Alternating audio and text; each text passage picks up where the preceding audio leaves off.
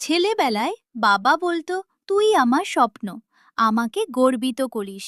আমি বলতাম, আমি প্রমিস করছি, একদিন আমি তোমার স্বপ্ন পূরণ করব।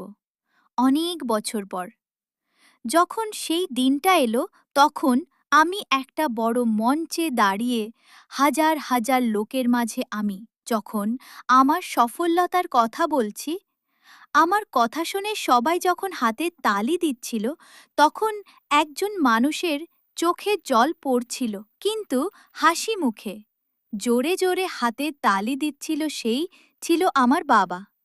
তিনি ছিলেন সেই যে মঞ্চের সামনের সারিতে বসে থাকা একটা বুড়ো মানুষ, যার চোখে জল আর মুখে গর্ব।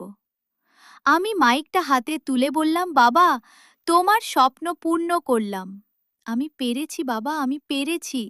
তাই বলছি বন্ধুরা, তোমরা যদি তোমাদের বাবার স্বপ্ন পূরণ করতে পারো, তাহলে আজকের এই মুহূর্তটা কত মূল্যবান তখন বুঝতে পারবে। ভিডিওটা যদি আপনার মনে কোথাও ছুঁয়ে যায়, তাহলে একটা লাইক দিন।